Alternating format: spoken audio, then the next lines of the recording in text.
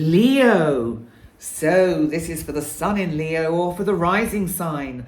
And I am bringing you 5 key points, 5 key dates, and 5 key life areas for you to navigate all the astrological energies of your life during the month of August 2023. So let's start at the beginning, because on the first and point 1, let's get that bit out. You need to know that by the end of the month, we will have no less than 7 retrograde cosmic bodies. Do not worry about this. Everyone gets so concerned about retrograde planets. Really, it just gives us a little bit of breathing space. Remember, review, relook, revisit, reassess, rename, relaunch.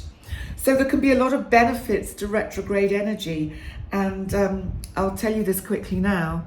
You might all switch off after this. We've got Mercury retrograde too. Yeah, sorry, but I'll come to that in a minute. But you know, it'll be okay. It'll be okay. Let's look at the 1st of August, because we have a full moon, the first of 2 full moons for this month.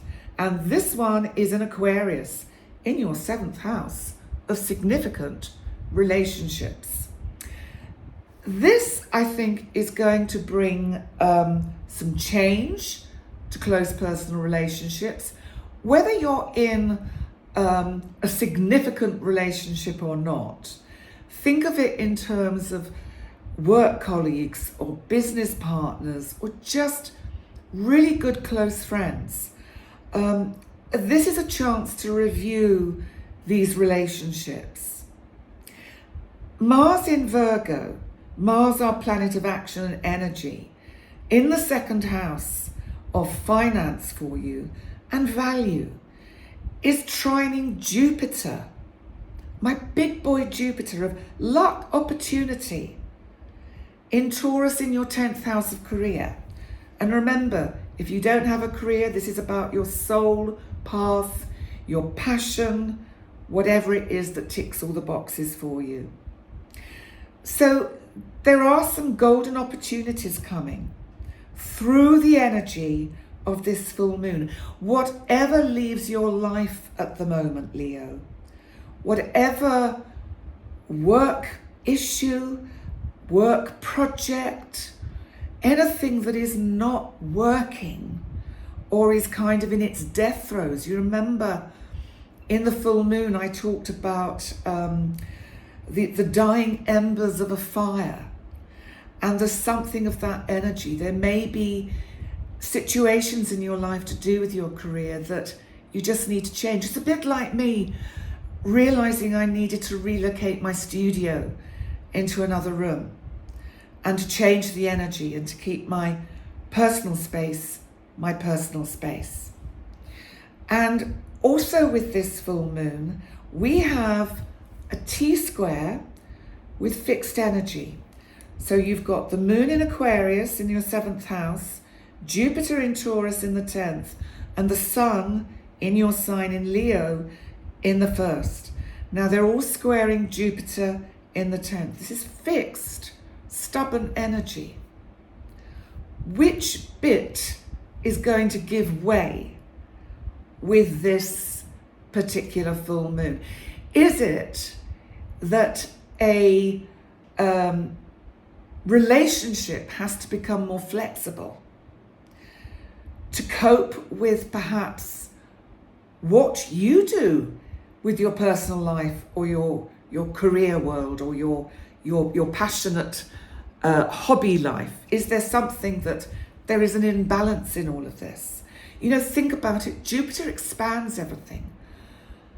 And really what you have to try and strive for with this energy is some balance and get things back in harmony. Perhaps things have been a little bit not really fully in harmony for you. Let's move on to the 16th and point 2. Because the 16th, we see the new moon in your sign, Leo. So a new moon in whatever sign is always a really kind of lovely energy, because if you think about the energy you've got in your sign at the moment, Leo, you've got the sun, you've got Venus retrograde, you've had Mars in here and you've had Mercury, but you've basically going to have that Venus retrograde really helping you kind of revolutionize yourself, change yourself in ways that others might be quite surprised at. Because I do think you've really recognized the need to, I don't know, just change who you are. I think we all need to kind of shed a skin sometimes and give birth to a new us, a new part of us. This new moon squares Uranus in Taurus. So there are some clashes still between you and what you want to do with your career stroke, passion stroke, hobby. Somehow you just can't get it right yet. Uranus suggests you've got to really kind of revolutionize the way you do things. You've got to stop being so fixed, Leo, and come out of the jungle, stand on top of that mountain and roar your demands. That's what I think anyway.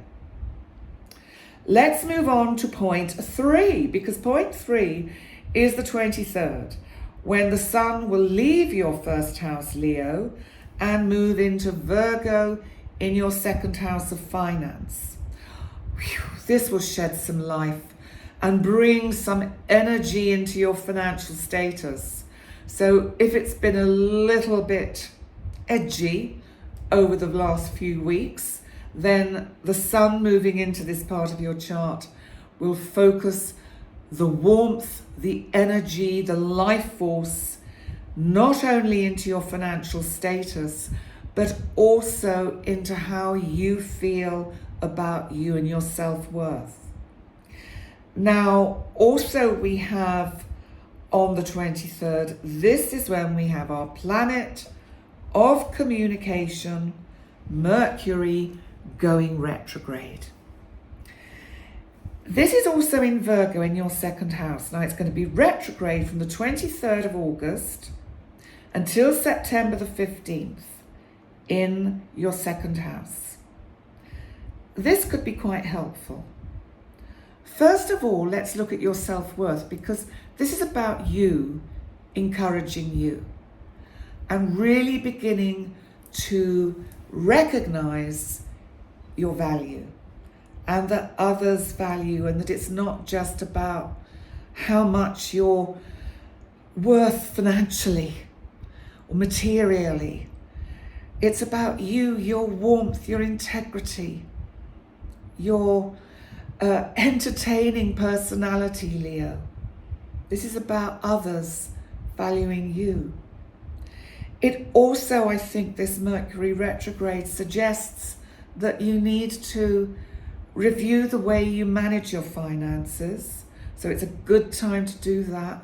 Maybe do a little bit of catch-up budgeting in preparation for January. I know that sounds a long time away, but to make sure you've done everything you need to do in regards with your financial status to get you to the end of the year and into January, when you might have to sort of present your accounts.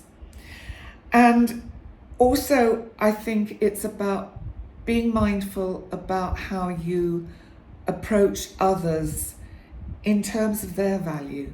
Make sure you value people. Make sure you let them know that you value them. Point 4, August the 27th. This is quite an interesting one, because the sun in Virgo in your second house, remember we've got Mercury retrograde, is in opposition to Saturn, our authoritative lawgiver, Saturn, retrograde in Pisces in your 8th house of joint finance. This is also the house of tax, of investments. Can also be secrets. What's kept hidden can be life and death. So this pull of tension between Saturn and the Sun, how do you need, let's say it this way, how do you need to approach somebody in authority to engage them in the right manner to achieve what you want? Have a think about that. Also on the 27th, Mars, our planet of energy and action, sexuality, enters Libra, your third house of communication. I think you'll find, even though Mercury is retrograde in your second house, you'll use that energy of Mars, that kind of, to bring out that flirtatious side of your nature, Leo, and you'll be flirting with anyone who crosses your path. Let's now move on to point 5, because point 5, we have on August the 29th, Uranus, my big outer boy Uranus, our planet of shocks and the unexpected, of surprise, freedom, retrograde in Taurus, in your 10th house of work and business and projects and passions and hobbies, from August the 29th till January the 27th, 2024. This is good, especially if you do have a career, because it's giving you a little bit of breathing space to slow down, go back, and actually look at how you can deal with all the unusual twists and turns that may have happened along your career path or your soul path, to give them the proper attention that is due to them. Because sometimes I think with this kind of energy, everything has been speeding up so much. We do a little bit of this, a little bit of that, and we're not fully giving our attention to one thing, one topic, and doing it well. And I know you don't like that, Leo. You like to make sure that if you're doing something, before you let it out to the world, you've done it well. Also, this is where we have our second full moon in point 5, because on the 31st, a blue moon, a full moon in Pisces, in your 8th house. This one is conjunct retrograde Saturn, who of course is that authoritative energy. This is a full moon, something to do with something that needs to be authorized, perhaps in terms of investments or pensions, gets finalized, or you get the green light or the go ahead. Also on this day and in this full moon energy, we have retrograde Uranus in Taurus in your 10th house. That's career, passion, soul journey. Trining retrograde Pluto, our dwarf planet of transformation, power, in Capricorn in your 6th. You might get some surprisingly good news about your health if you've been waiting for something. Just saying. So there we go, Leo. That's you for August. Please remember to like, comment, and subscribe. And I look forward to seeing you next time. Bye for now.